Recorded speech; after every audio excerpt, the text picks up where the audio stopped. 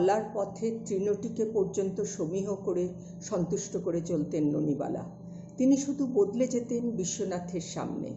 ক্রুদ্ধা ফণিনীর মতো হিসহিস করতেন রাতের বেলা বন্ধ ঘরে।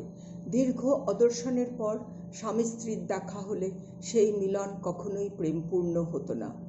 জীবনের যত না পাওয়া সবাইকে সন্তুষ্ট করে হাসি মুখে থাকার শোধ তুলতেন ননিবালা বিশ্বনাথের ওপর।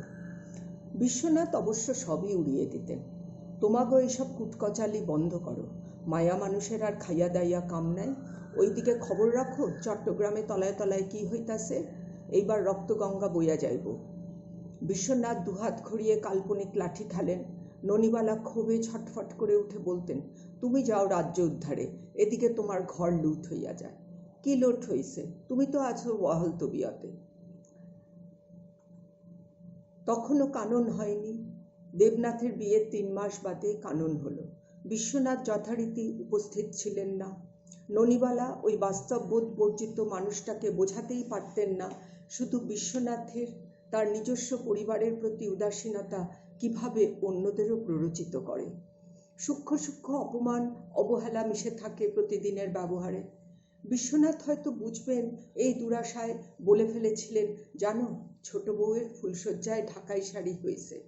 তো বিশ্বনাথ সত্যি বিভ্রান্ত বোধ করেন। আমারে তো তোমরা শুধু কলকাপাড় টাঙ্গাইল দিছিলা। হা হা করে অট্টহাস্য করেছিলেন বিশ্বনাথ। সত্যই তো ভারী অন্যায় হয়েছে। তোমার লেগ্গা ওখন আনারসি আনুম বানারসি আনুম। বিশ্বনাথের ঠাট্টায় তখনকার মতো কথাটা চাপা পড়ে গিয়েছিল।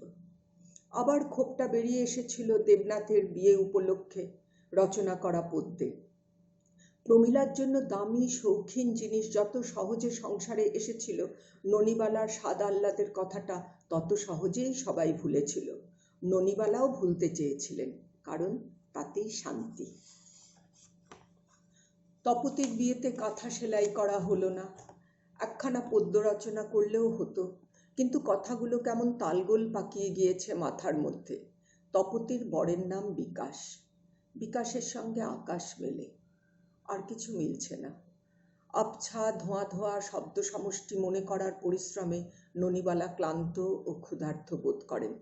রান্নাঘরে এসে দেখেন কানন একপাশে যত্ন করে দুধের বাটি ও খই ঢাকা দিয়ে রেখেছে। কাশিতে সরোজা রোজ খই দুধ খেত। ননিবালা কোনো কালে পছন্দ করতেন না, যা হোক একটু তরকারি ফুটিয়ে নিতেন। সরোজা মাঝে মাঝে একটু অসন্তুষ্ট হয়েই বলতো, যাই বলো নিষ্ঠে খিষ্টে না হলে বিধবা মানায় না। সধবা অবস্থাতেই বা ননিবালার কি সুখ ছিল। দুধের সঙ্গে 2টো বাতাসা দেবেন বলে এদিক ওদিক চাইতেই নজরে পড়ল একটা বাটি ঢাকা দিয়ে রাখা তাকের ওপর। ঢাকা খুলতেই ভাজা পেঁয়াজ গরম মশলার সুঘ্রাণে ননিবালার জিভের তলায় যেন একটা ঝর্ণা খুলে গেল। গতকাল রাতে বকুনের জন্য হাঁসের ডিমের কষার অবশিষ্টাংশ পড়ে আছে। তাড়াহুড়োতে ওরা জালের আলমারির মধ্যে রাখতে ভুলে গিয়েছে। কবে, বোধহয় গত জন্মে এই সোনালি দেবভোগ্য পদার্থটির স্বাদ তিনি জানতেন। ননিবালা একটা আঙুল দিয়ে সামান্য একটু তুলে জিভে ছোঁয়ান, তারপর আরেকটু, ক্রমশ সবটাই। শূন্য বাটিটার দিকে তাকিয়ে ননিবালা এবার দিশেহারা বোধ করেন। সুবলের রুষ্ট স্বর কানে বাজে, মাইমা এটা কি করলেন? পাড়াপড়শি শুনলে কি বলবে? একদিনে শেষ হবে না, এই ঘটনার রেশ থাকবে বহুদিন ধরে। সুবলই তুলবে প্রভার কানে তার অনাচারের কথা। অবনীর নীরব তিরস্কার ফুটে উঠবে দৃষ্টিতে। কানন লজ্জায় দুঃখে গোপনে চোখের জল মুছবে। ননিবালা আর ভাবতে পারেন না।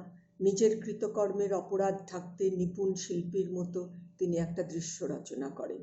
খইয়ের বাটি থেকে খই ছিটিয়ে দেন এদিক ওদিক। দুধ খানিকটা নর্দমায় ঢেলে খানিকটা রান্নাঘরে গড়িয়ে দেন। নিশীদের পাঁচিল টপকে একটা বিড়াল ঢোকে মাঝে মাঝে। দ্রুত বেগে প্রতিটা কাজ করার দরুন তার ভারী শরীর ক্লান্ত বোধ করে। শরীরের সঙ্গে সঙ্গে মনেও এক জাতীয় বিষাদ ছড়িয়ে যায়। এমনভাবে খাদ্যদ্রব্য নষ্ট করার দুঃখে, অপরাধ বোধে ননিবালার চোখে জল আসে। গোপন দুষ্কর্ম করার অপরাধে তার বুক ধড়ফড় করে। ননিবালা গায়ের কাপড় আলগা করে বিছানায় এসে বসেন। নিঃশ্বাসের গতি সামান্য মন্থর হলে পর স্থির করেন বাপি এলে বলবেন বিয়ে বাড়ি তিনি যাবেন না। আজ রাতটা উপোস দিয়ে থাকলেই ঠিক হয়ে যাবে। ভাদ্রের পচা গুমোট দূর করে যখন বৃষ্টি নামল ননিবালা তখন গভীর নিদ্রায় আচ্ছন্ন। এইবার ননিবালার জীবনের শেষ দিনটি। নিবারণ চলে যাবার অনেকক্ষণ পরেও নিবারণের কথাগুলো গমগম করছিল জয়তীর ভেতরে। বন্ধ কোনো প্রকোষ্ঠের দরজায় আঘাত করছিল বারবার। নিবারণ যে স্বাধীনতার কথা বললেন, জয়তী কি কোনোদিন ভেবেছে সেই স্বাধীনতার কথা? পুরুষের আর নারীর স্বাধীনতা কি ভিন্ন রকম? বাক স্বাধীনতা, কর্মের স্বাধীনতা ছাড়াই তো কত বছর ধরে সে দিব্যি বেঁচে আছে।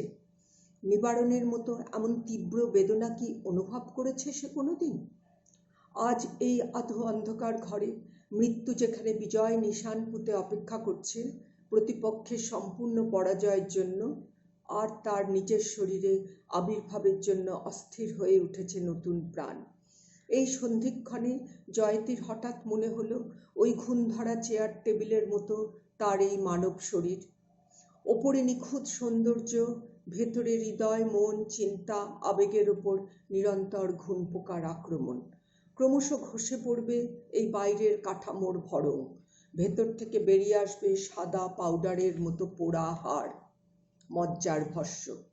আস্তে করে ননিবালার শীর্ণ হাতটা নামিয়ে রেখে জয়তী উঠে দাঁড়িয়ে ননিবালার পায়ের কাছে এলো। ননিবালার পা ছুঁয়ে প্রণাম করার তীব্র নাটকীয় ইচ্ছে হলো তার। সহায় সম্বলহীন ননিবালা যতটুকু সাহস দেখিয়েছেন নিজের জীবনে তার 100 ভাগের 1 ভাগও জয়তীর পক্ষে সম্ভব নয়।